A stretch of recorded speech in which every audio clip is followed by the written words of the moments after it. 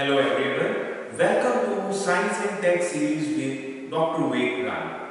Hope you are doing well. Topic for today's discussion is from space section. We all know from prelims and mains, this is the section which gets maximum attention from examiner point of view, and we see that lot of questions are asked from this section.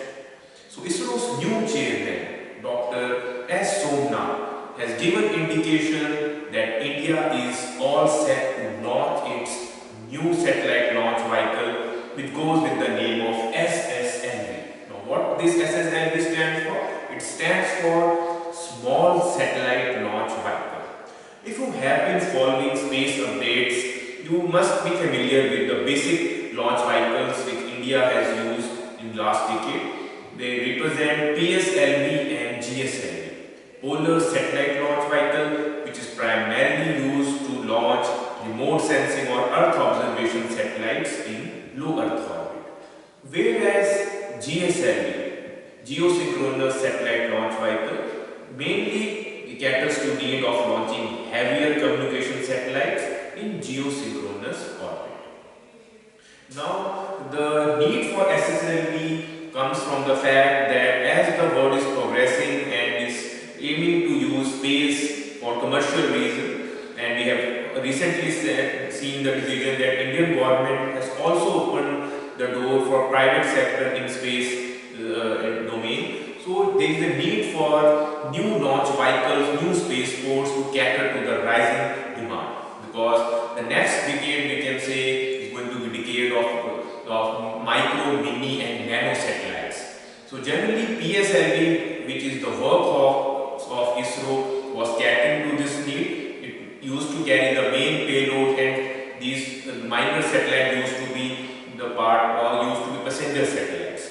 Now we have a full-fledged dedicated launch vehicle which will cater to this category of micro, mini and nano satellites, and that's where the role of SSLV comes into the picture. From examination point of view, we need to compare PSLV and SSLV because examiner might try to twist statements. So first of all, let's just compare the lift-off weight. The lift-off weight of SSLV is going to be comparatively much less. It's roughly 110 to 120 tons.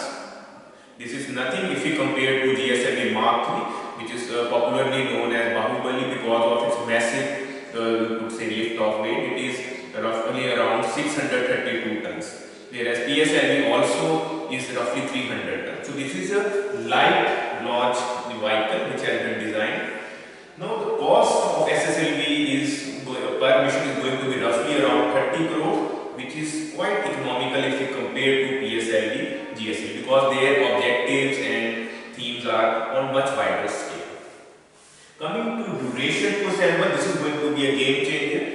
Only 72 hours would be required to assemble this small satellite launch vehicle, which will cut short the time.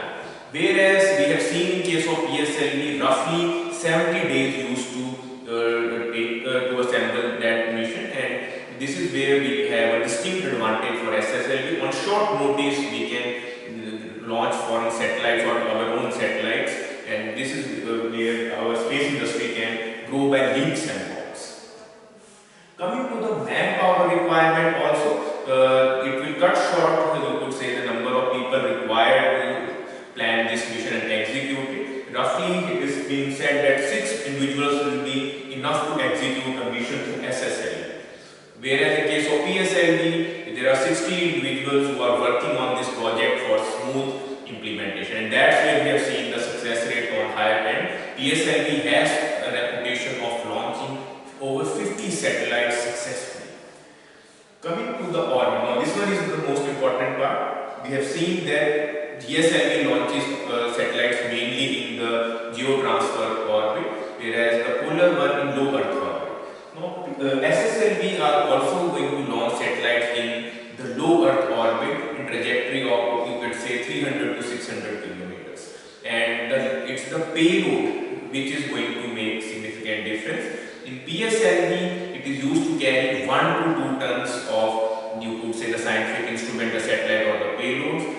Whereas in case of SSLV, it will roughly cater to 3 300 to 600 kilograms. So it will be carrying the the satellites in the designated orbit with precision.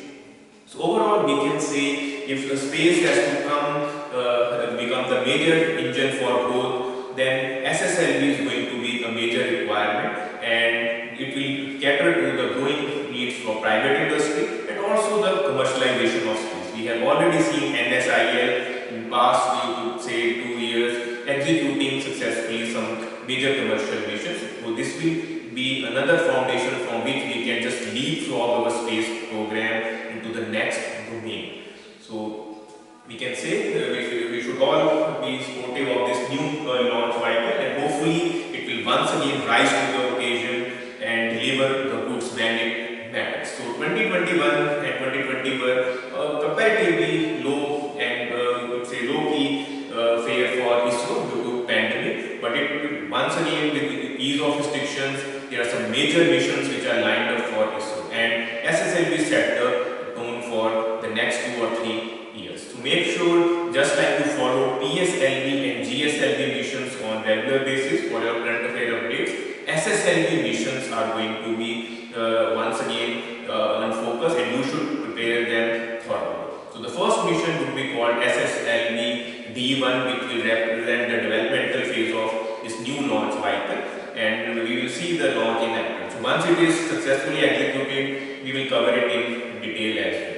If you have any specific query which has not been addressed, or you feel a little confused what SSLV is, you can ask them in comment section. We will answer the genuine ones on the time bound. So once again, to summarize the theme, we can say that SSLV is nothing but a mini launch vehicle of ISRO, which will cater to the launching experimental micro, mini and nano satellites in the low Earth orbit, 300 to 400 or 500 kilometers, and the frequency of launches is going to be much more than the PSLV and GSLV.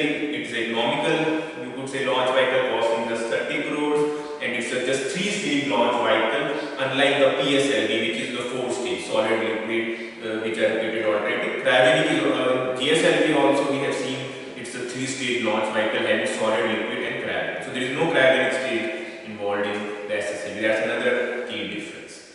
Okay. So I hope this session was useful on updating your current